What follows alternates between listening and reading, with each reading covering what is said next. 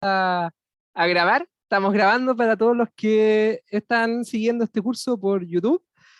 Esta es la clase final del semestre y como bonus, hoy día vamos a hablar justamente de cómo enlazar bases de datos con aplicaciones propias de la ciencia de datos.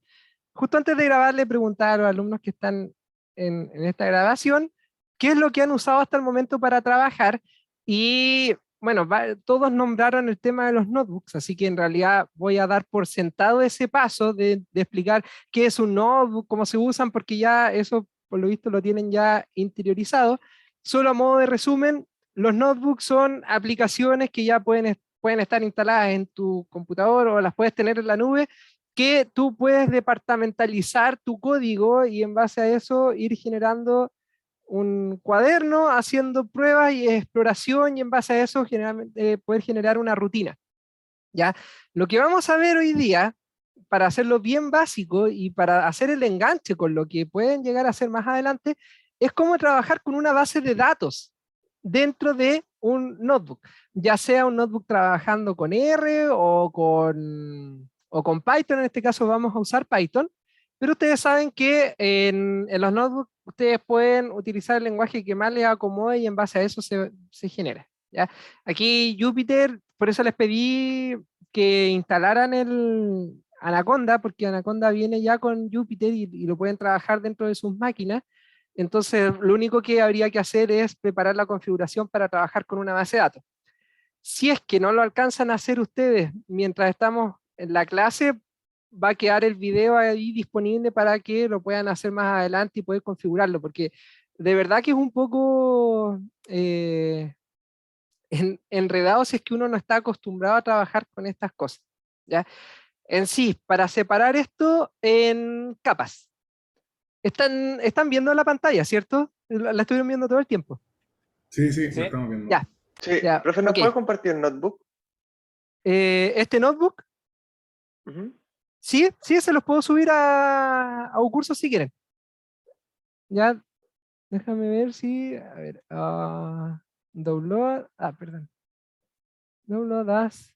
Les sirve como notebook, ¿cierto? Porque así ustedes abren el notebook en Sí, lo vamos a hablar su de Jupyter. Jupyter o desde el Colab, sí. Ya, entonces vamos a descargarlo de ahí.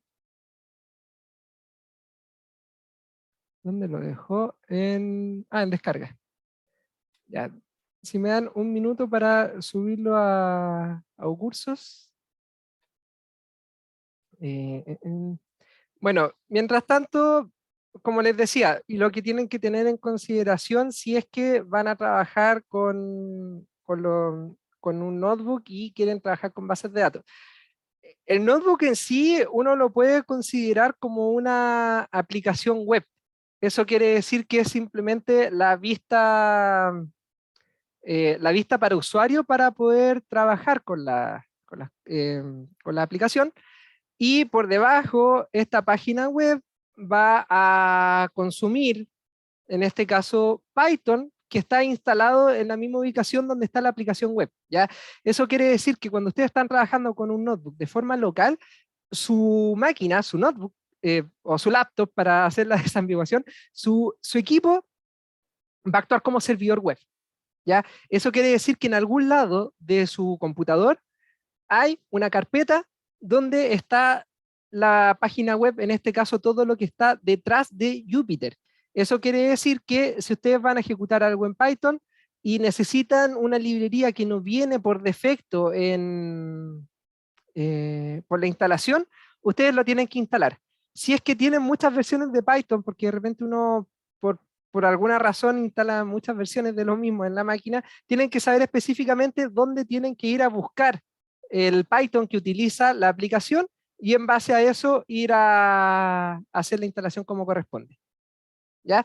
Eso es para el caso de cualquier base de datos que ustedes vayan a trabajar. En este caso les voy a mostrar con MySQL, lo que quiere decir que se instala el driver de MySQL, pero si después van a trabajar con Postgres o con algún otro motor de base de datos, tienen que repetir el mismo ejercicio por cada motor al cual se van a conectar. ¿Ya? ¿Hay alguna consulta por ahí? No estamos viendo el notebook por si acaso, estamos viendo una pantalla en blanco. Sí, sí, estaba bien Ah, ya, eso, vale. se había Ah, ya, quedado abierta. ya. Bacán. Ya, bueno, mientras conversar, no puedo hacer dos cosas a la vez, me cuesta mucho, así que estoy terminando de subirles el notebook. Me falta esto, ya. Y ahora sí, está disponible en el material docente del curso el notebook de ejemplo. Ya, si es que ustedes tienen instalado Sakila en su máquina, bueno, ahí les voy a explicar qué es lo que hay que modificar, ¿ya? Pero mientras tanto ahí está disponible para descargar. Entonces, ¿qué era lo que les estaba comentando?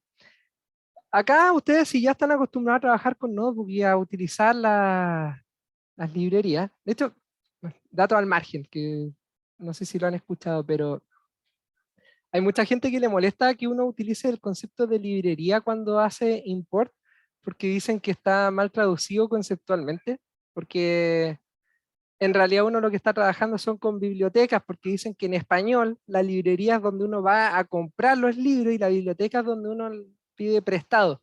Entonces en realidad uno no está trabajando con librerías, sino que está trabajando con bibliotecas. Pero bueno, como dicen que el lenguaje es vivo, le sigo llamando librería igual. Entonces, cuando ustedes trabajan con, aquí por ejemplo, dice import MySQL connector, esto es porque yo en algún momento ya hice la instalación dentro del servidor Python, en este caso el Python que está asociado a Jupyter, hice la instalación del driver. Antes de eso yo ejecutaba solamente la primera línea y esto se me caía y me decía que no existe, no existe, no existe. Entonces, si ustedes lo quieren instalar, lo que hay que hacer es primero, de donde sea que hayan ejecutado el Jupyter, ahí está el Jupyter Notebook, yo voy a ir hacia la ubicación de Jupyter, aquí me manda obviamente al acceso directo del escritorio, así que vuelvo a abrir la ubicación, y aquí llego a la carpeta. Aquí me está mostrando dónde está instalado. ¿Ya? Esta carpeta que están viendo ustedes es el servidor de la aplicación web, que en este caso esa aplicación web es Jupyter. Entonces, es aquí donde ustedes tienen que hacer la instalación de un driver de MySQL, que probablemente si yo, no sé si esto lo instala, no sé en cuál de estas carpetas lo instala, me imagino que por acá, a ver. No, aquí no.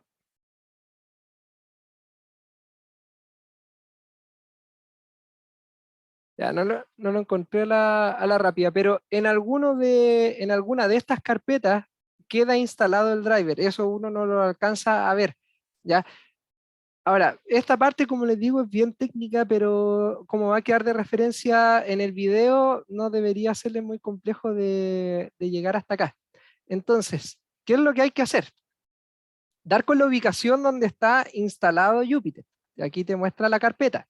Después de eso, a través de la línea de comando, y esto en realidad, si ustedes tienen Linux, Mac o Windows, es exactamente lo mismo. Es a través de la consola, toman la ubicación y se van directo a esa ubicación y le agregan acá la carpeta scripts, si mal no recuerdo, ahí, y desde acá se genera la instalación.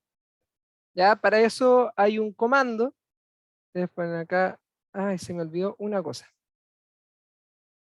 Entren como administrador, porque como administrador les va a dejar instalar. Ya si no entran así, no les va a dar permiso. Lo había olvidado. Entonces, por consola, entran a la ubicación, pueden entrar después a la carpeta scripts y desde aquí, ustedes pueden aquí dar la línea de comando pip install y en este caso es MySQL connector. ¿Ya? En este caso, no sé si me va a decir que ya está instalado o me va a decir, me va a decir si lo quiero actualizar. Vamos a ver. Me dice que ahí que ya está satisfecho. Aquí me muestra la ubicación, estaba en Site Packages, ya está instalado. Pero si ustedes quieren instalar algún otro driver, esta puede ser una vía. Lo otro es que, como dice Sebastián ahí en el chat, es que desde el mismo Jupyter, ustedes este mismo comando le ponen un signo de exclamación al principio y con eso va a instalar el driver en el notebook que corresponde. ¿Ya? O sea, acá, en la primera línea, ustedes ponen pip install y el nombre del conector, y con eso debería hacerlo. Es más directo. Ahora, ¿por qué lo hice de esta forma? Porque cuando traté de hacer estas configuraciones, tenía súper desactualizado todo el entorno de Jupyter y Python, y para no marearme preferí irme a la línea de comando, ¿no? Ya, pero está bueno que lo mencione ahí Sebastián como otra alternativa. Vicente dice si es lo mismo que usar el instalador de Conda. Sí, es un equivalente también, pero como les decía, cuando traté de abrir el instalador de Conda, se me demoró 1 kilo por la desactualización y nunca se abrió y me aburrí y lo instalé por línea de comando. ¿Ya? Que eso es desde acá, en el Anaconda Navigator. Ustedes pueden entrar ahí y hacer la instalación del driver. ¿Ya? Sí, es mucho más directo todo esto, pero ustedes saben que aquí hay que enseñarles desde los orígenes, porque nunca se sabe cuándo vas a tener que recurrir a la línea de comando y no quiero que los pillen de improviso. ¿Ya? Una vez hecho eso, a ver, solamente para dar bien el ejemplo, voy a crear otro notebook y voy a aprovechar de revisar si hay un motor de SQL Server para Python en Jupyter.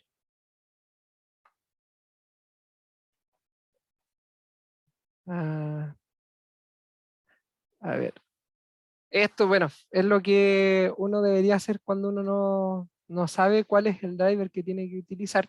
Uno pone el motor de la base de datos y en base a eso ir averiguando cuál es el que tiene que utilizar. Tal vez esto me va a ser un poco más complejo, así que voy a buscar el de Postgres mejor. Entonces aquí dice Integration with Jupyter. Vamos a ver, no sé cómo se llama el driver, en realidad eso es lo que necesito ahora.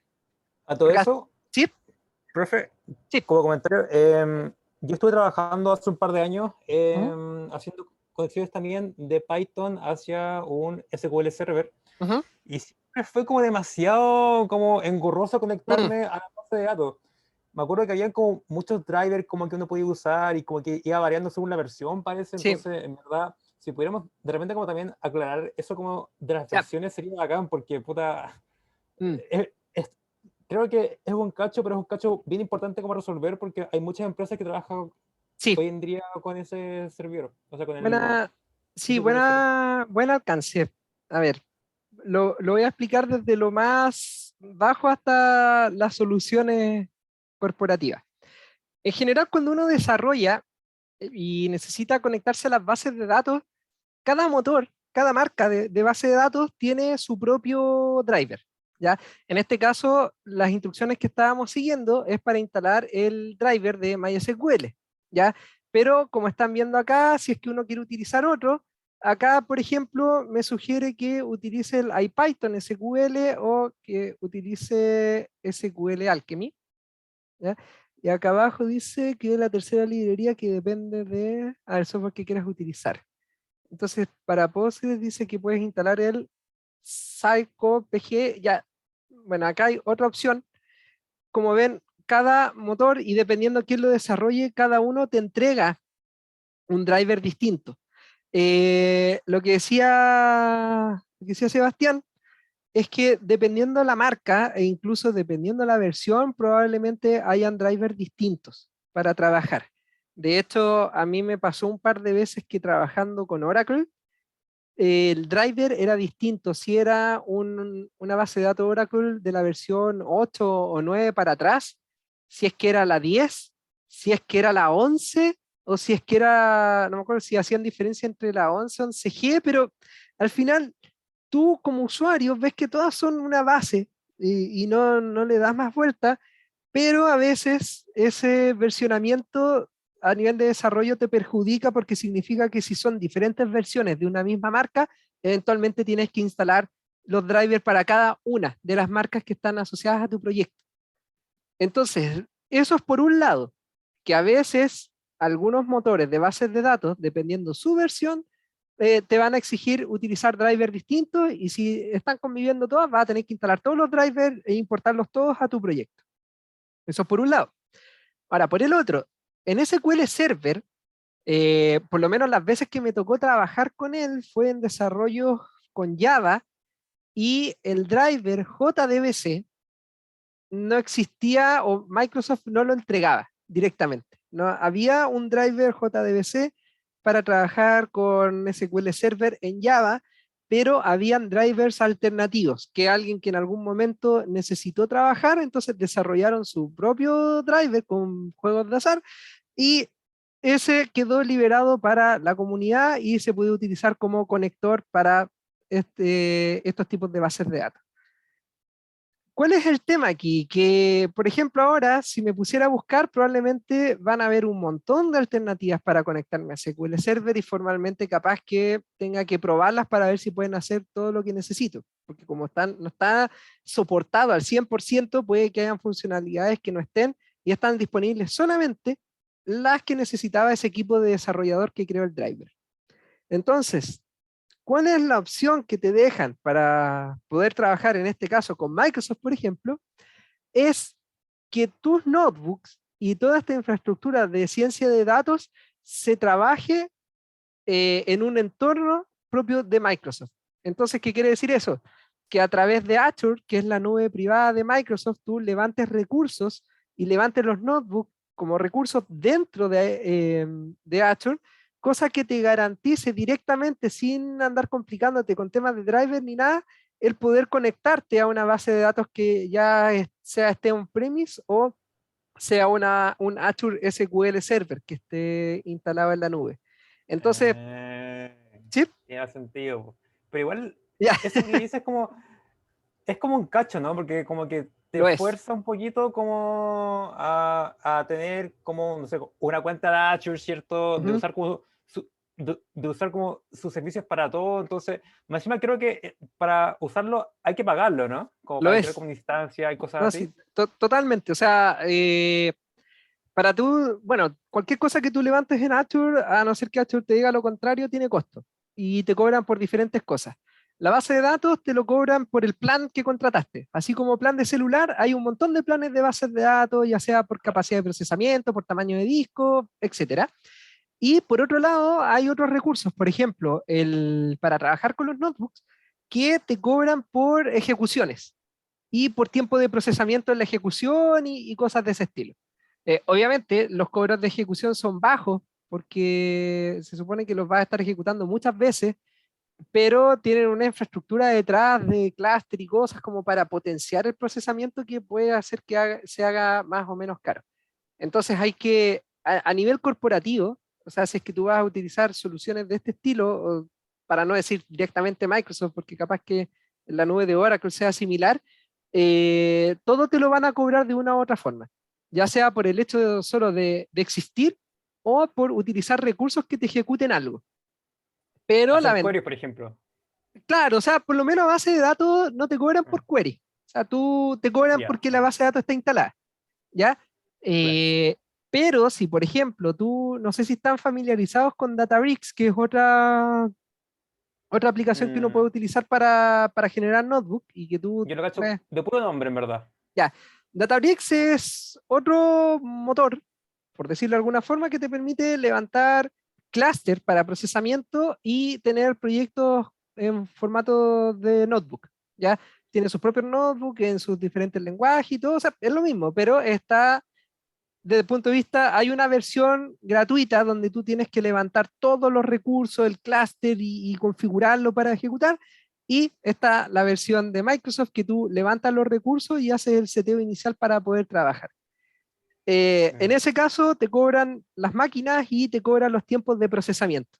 ¿Ya? En general, casi todo lo que está asociado a ciencia de datos, que no sea la infraestructura dura, sino que simplemente los temas de ejecución, te los van a terminar cobrando por tiempos de procesamiento y el tipo de procesador que vas a utilizar para cargar tus scripts. ¿Ya? Eso para que lo tengan en consideración a nivel de proyecto. Obviamente hay versiones open source, hay versiones gratuitas y ahí uno se tiene que poner a investigar a ver cuál es la que está disponible.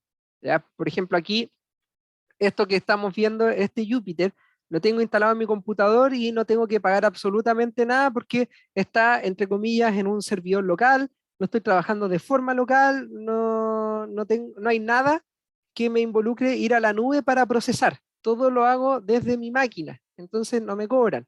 Pero incluso el mismo Anaconda tiene sus versiones pagadas como para ir aumentando esto, hacerlo colaborativo, que esté en la nube y te cobran por los recursos que utiliza, etc. Entonces, cuando uno se abre a hacer ciencia de datos trabajando directamente con las bases de datos, tienes que ver bien cuál es la base, si te puedes conseguir bien los drivers, si es que no tienes problemas de conexión, lo que hablábamos la otra vez, si es que yo estoy trabajando de forma local y esto está en la nube, o si está en un servidor y tengo que conectarme al servidor, asegurarme que me dé permisos para entrar a través de esta aplicación. De hecho, para poder trabajar en lo que les voy a mostrar ahora, tuve que levantar un permiso al MySQL que tengo en Azure porque lo tenía con SSL, con un certificado de seguridad, y se lo tuve que remover porque si no iba a tener que darme un montón de vueltas que no venían al caso para esta sesión, así que preferí bajarle la política de seguridad a la base de datos en vez de tener que complicarme aquí con más librería y cosas de ese estilo para poder acceder. ¿Ya? Bien. No sé si quedaron con alguna duda respecto a esta primera parte, que es simplemente cómo conectarse.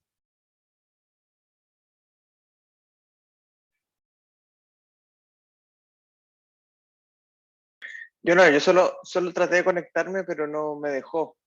Me imagino que es porque no está autorizada mi IP. Te estás tratando de conectar a esta misma base de datos. Sí, probablemente no te deje. De hecho, mira, para hacer el ejercicio, ahora les voy a explicar qué es lo que deberían ajustar para que puedan ingresar a las bases de datos que han estado utilizando en el curso.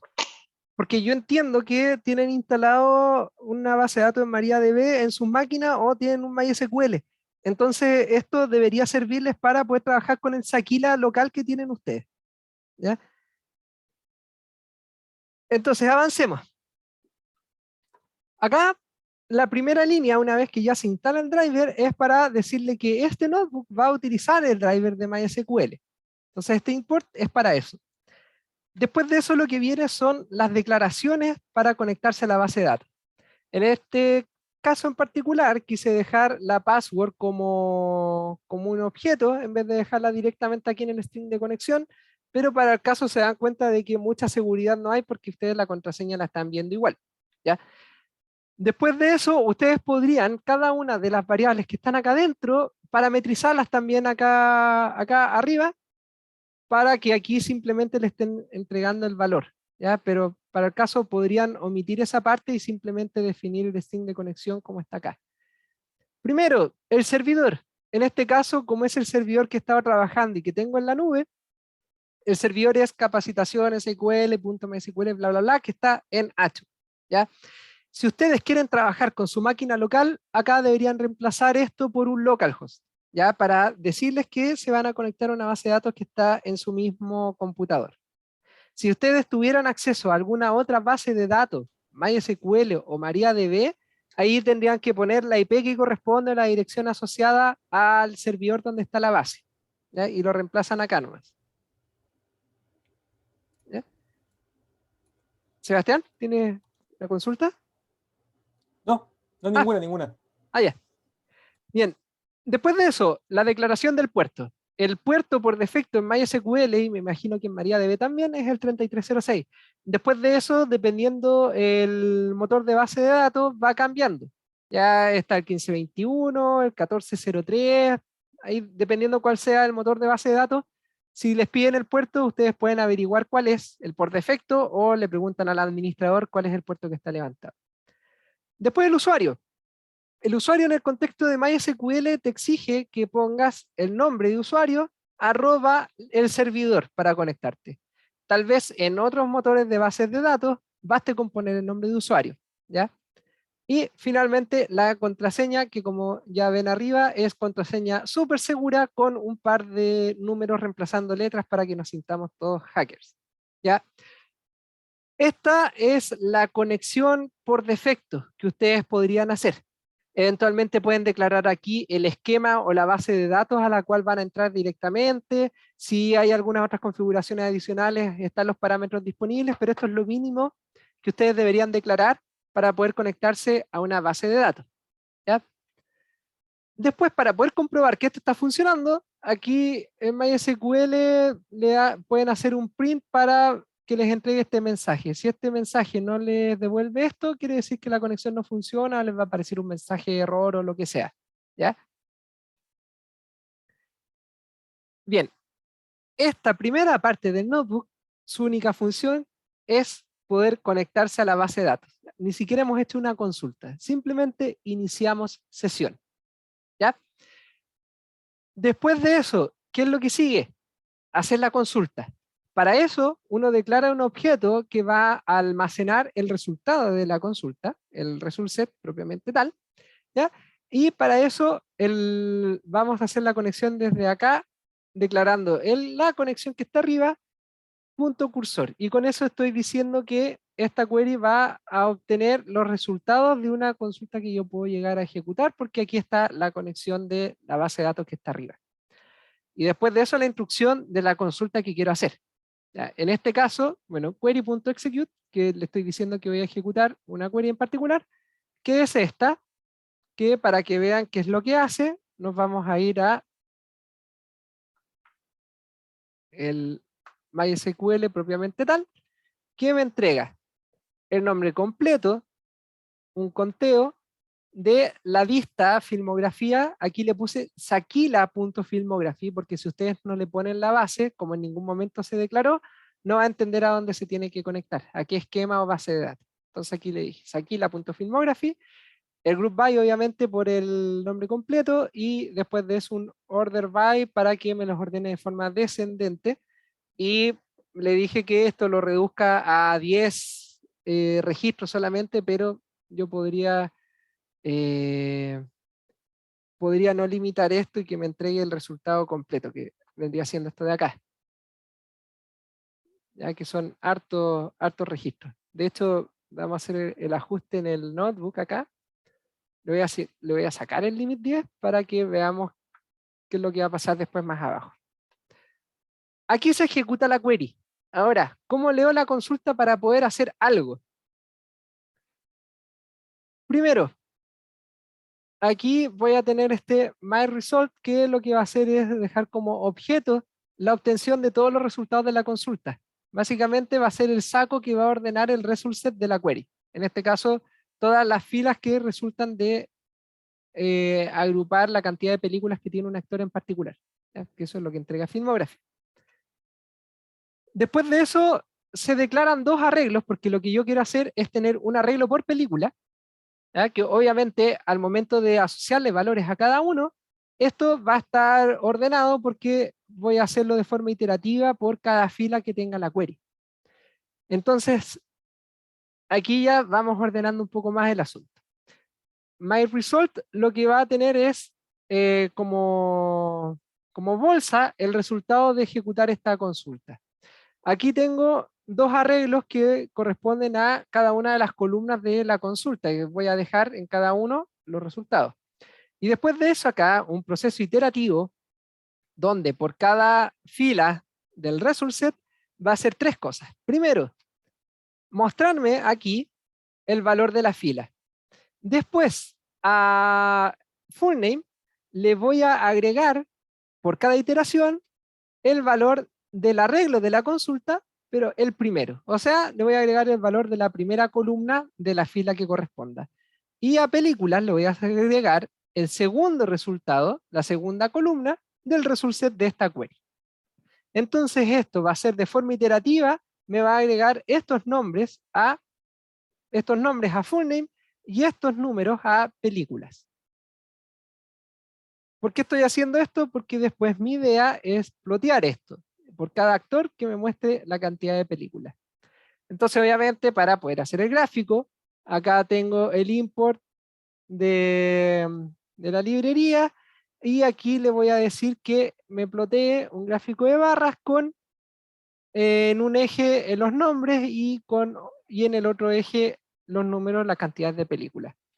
Esto ya lo había ejecutado antes y como pueden ver hay harto que configurar desde el punto de vista del gráfico, porque aquí se empiezan a sobreescribir los nombres porque son muy largos, ¿ya? Pero al menos de forma inicial, si ustedes ejecutan todo esto de principio a fin, acá, ahora va a quedar peor porque esto lo hizo porque en la consulta tenía un límite 10, pero ahora no lo tiene, entonces esto se va a ver más horrible todavía. Vamos a ejecutar todo. Entonces ahí primero hace la conexión, hace la query, distribuye los valores de la query en dos result set, o sea, perdón, en dos data frame, y acá abajo estamos viendo el resultado. Este es el imprimir pantalla de cada fila. Ahí estamos viendo todos los actores y sus cantidades de películas que tienen asociadas. Y finalmente un gráfico horrendo, que se supone que es de barra, que por cada barrita te muestra un actor, pero no se leen los actores y no se entienden las barras. Así que muy práctico esto no es, pero sí me sirve para mostrarles cómo uno puede extraer los resultados de una consulta y después de eso trabajarlos como si fueran un data frame para lo que ustedes estimen conveniente, ¿ya? Eventualmente, si ustedes quisieran que esto formara parte de una matriz, podrían hacerlo también, y aquí en el append en realidad declaran que la primera columna de la matriz es para un resultado y la segunda columna del arreglo, o sea, de la matriz corresponde a los números. Entonces acá después sería como full name 0 y aquí película 1 para poder graficar esto mismo, ¿ya? Y si la matriz es más grande todavía, ahí ustedes la podrían preparar también para que almacene todos los resultados que corresponden, y ahí ustedes ven cómo trabajan o hacen un modelo o lo que necesiten de acuerdo a el objetivo de ir a buscar cosas a una base de datos, ¿ya? Entonces al final, digamos que todo lo que vieron en el curso, dejando de lado todo lo que tiene que ver por administración, se resumen a esto de acá. Ser capaces de hacer una consulta tal que yo la pueda utilizar en un notebook conectándome a una base de datos para diferentes propósitos asociados a la ciencia de datos, ya sea graficar algo, establecer un modelo, hacer análisis descriptivos. Ahora ya podrían olvidarse de trabajar directamente con los CSV, pero todo lo que han aprendido de los CSVs como objetos los pueden ahora extrapolar a lo que es el resultado de una consulta dentro de un notebook.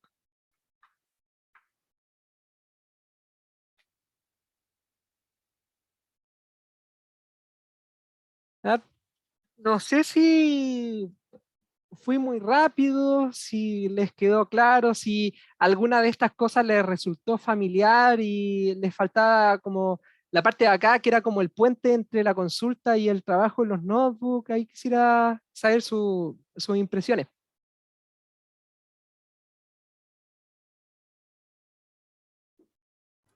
Por mi lado, todo bien. Ah, perfecto. ¿Y alguien tiene alguna consulta, hermano? Por aquí también todo claro. Ya, genial. Profe, yo tengo ¿Sí? una duda de cómo hacer como, en vez de hacer una query como en el estilo SQL y ponerla y en el string del execute, hacerlo Ujú. como lo que aprendimos en las clases con Felipe, de hacer como las queries mediante código, como Ujú. ponerlas de esa forma, y pasarla a esto como, ¿cómo se puede hacer eso? Y si se puede, Eh, ¿cómo sería? a ver si te entiendo bien. Lo que pasa es que la aplicación que vieron con Felipe, donde iban trabajando como en capas, tiene una lógica un tanto distinta a lo que estamos viendo acá. Si te das cuenta, aquí las cosas son un poco más directas, no tienen tantas, no sé si llamarle vueltas, pero no tiene tantos pasos. O sea, simplemente por un lado te conectas, después de eso tienes la consulta. Claro, entiendo tu pregunta. Lo que puedes ver es que en sí, si tú, acá no es como que al momento de ejecutar, si tú después le pones, no sé, pues query.fullname, te van a aparecer los fullnames, sino que todo lo tienes que ir declarando. Ya esa es como la gran diferencia. Tú trabajas paso a paso haciendo las cosas y esto se parece más a un desarrollo tradicional, más que el nivel de abstracción que les entregó Felipe con la otra aplicación. Ya son como temas distintos. No te sabría decir directamente si es que hay algún puente entre ambas formas de enfrentar o de trabajar con los datos, porque la aplicación que le mostró Felipe no la domino, no la conozco. Ahí Felipe fue el que investigó y preparó la clase para mostrarles una forma de trabajar con las consultas por fuera. ¿Ya? Sí, lo que puedo decir es que en general lo que uno busca, independiente de la aplicación, es poder abstraerse de la consulta y poder utilizar los resultados de la query de la forma que mejor te convenga, ¿ya? Para tus propósitos de análisis de datos y cosas de ese estilo. O sea, por ejemplo, si tú quieres hacer un join en este caso, puedes hacer el join directamente acá a nivel de consulta. ¿Ya? Porque si se fijan acá, bueno, no se nota mucho, pero esta, como les decía, es la misma consulta que está acá. Es una consulta SQL, no tiene nada de distinto. Si quieren hacer un join, el join lo pueden hacer a nivel de consulta y después aquí la única diferencia es que el string les va a quedar más largo. ¿Ya? Si eventualmente ustedes tuvieran un dataset que viene de una base de datos y tienen otro dataset que viene de una base aparte o que la sacaron de un CSV o algo así y las quieren cruzar, entonces ahí ya empieza el trabajo y el código a nivel del lenguaje que están utilizando, ya sea R o sea Python en este caso, para hacer cruces entre data frames. ¿Ah? Que en ese concepto lo que ustedes están haciendo en los notebooks es trabajar con matrices o con vectores y eventualmente esas matrices y vectores se pueden cruzar. ¿Cómo se cruzan? Ahí hay que ver, de acuerdo al lenguaje, cuáles son las sintaxis que me permiten hacer este tipo de cruce y generar una matriz cada vez más grande. ¿Ya? Pero en ese caso, lo que aquí quería mostrarles, más que el trabajo propio con los sets de datos, era en qué punto se hace el enganche entre trabajar con una base de datos y utilizar una herramienta que está diseñada y pensada para realizar ciencia de datos. ¿Ya? No te pude responder muy la pregunta puntual, pero no sé si con eso... Me quedó más claro ahora. Muchas Ya, gracias. ok. No sé Tengo si... una pregunta. Dale. Sí, supongo que uno puede hacer lo mismo también con Mongo, ¿no? De Python a Mm, Mongo. ujú. Sí, Ah, bueno. sí, entonces, de esto, a ver, avancemos un poquito porque no tengo, la verdad que con Mongo nunca he trabajado más allá de uso en consola. Así que por acá, a Hay ver, un hay libro algunos. incluso. Qué bacán. MongoDB y Python. Que... El O'Reilly. Bueno. Mm. Ay, sí, pues es verdad, pues sí tiene su animalito respectivo. Sí. Ya. Bueno, qué bacán. Bueno, aquí habría que revisar primero si es que existe alguna especie de driver, si es que existe Claro. algún driver gratuito o hay que pagar. Mm. Que por ejemplo acá dice, ya, conectando Python con MongoDB Atlas. Acá te dice que hay que instalar PyMongo. Después dice que hay que instalar un DNS Python. Mm, Me imagino, a ver. Ya, es por si te falla el de arriba, entonces puedes bajar el de abajo. Algo así parece que es. Ahí habría que leer con más atención. Acá se definen las bases de datos. Aquí está el connection string para conectarte a la base de datos de MongoDB. Y aquí te explican después, bueno, siempre están los tutoriales donde te dicen el paso a paso de qué es lo que tienes que hacer, ir viendo cuál es el que te acomoda. Y después de eso, en algún momento te explican cómo ir trabajando con el dato porque tú vas a obtener un JSON. Entonces también Claro. ahí el desafío está en que uno tiene que saber navegar dentro del JSON, saber cuáles son los niveles que vas a obtener y cosas de ese estilo, porque inevitablemente te va a tocar tabular si es que quieres trabajar con un notebook y hacer algo. O sea, el dato de origen puede que sea muy libre, puede que esté poco estructurado, pero eventualmente si tú quieres establecer un modelo o algo así, tú vas a tener que darle algún tipo de estructura y vas a tener que tabularlo, ¿ya? Dependiendo del modelo con el que vayas a trabajar. ¿Ya? Entonces ahí habría que ver cómo manejar y cómo navegar dentro de Mongo, pero sí es posible. Como ya viste, Bueno, y en sí, sí, sí. general con todos los motores es lo mismo. Buscar el driver, ver cómo conectarse y de ahí empezar No hay a más, po. hacer Porque query. Python tiene como ya todo, según yo, está tan como integrado al mundo Mm. que más que siempre existe algo. Una última pregunta también. No sé si ustedes hacen algún curso de cloud, que ¿En qué enseñen cloud, sentido? como en cómo navegar herramientas, o sea, en cómo usar herramientas cloud, no sé, por ejemplo, crear instancias en Azure, por ejemplo, Ah, ya, o en mira, Google, así como más form- prácticas. formalmente no. No, no tenemos ningún curso de ese tipo.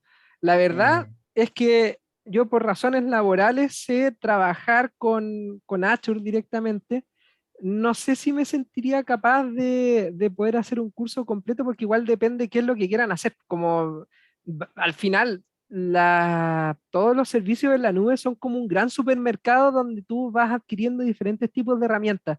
Entonces, sí, po. ¿cuáles son las que se pueden utilizar? De repente hay algunas cosas que he tenido que instalar que están más relacionadas con temas de arquitectura y redes que temas de ciencia de Mm, datos, por ejemplo, que al final capaz que nunca las vean o nunca las usen, pero son necesarias de instalar, por ejemplo. Entonces, formalmente nosotros no tenemos un curso así. y no lo Tendríamos van a que hacer ver, tampoco, ¿o tendríamos sí? que ver si lo podemos diseñar y tendríamos que ver si Sí, es que nos lo aceptan. ¿Ya? Porque es ahí que ya es según un yo es tema súper útil, burocrático. como que siempre lo piden como en todas las pegas de ciencia de datos, no sé, Mm, conocimiento en Amazon, conocimiento en Azure, sí, conocimiento en Google, no sé, crear instancias y correr modelos ahí, etcétera. Entonces, sí. como ya, o sea, sabemos básicamente hacer queries, ¿cierto? Y Mm, correr modelos en forma local, pero ¿cómo llevamos esto, digamos, al siguiente nivel? A lo que es claro, Big Data, a Cloud, creo que eso es una patita grande que nos falta cubrir. claro. Entonces, ya hagan si se animan. Lo voy a tomar como sugerencia para ver qué es lo que Mm. podemos hacer a futuro. A ver si es que experimentamos nuevamente con ustedes como alumnos de un curso así. Ya, pues bueno, bacán. ¿Ya? Ahí estoy dispuesto a tomarlo. Ya, vale. Ya, pues no sé si alguien tiene alguna consulta más. Si no, por ahora ahí va a quedar registrado en el video que eventualmente podemos hacer un curso de eso. Así que adiós a todo el que esté viendo el video después. Espero que les hayan sido de utilidad estas clases. Así que por lo menos el video llega hasta acá. Adiós.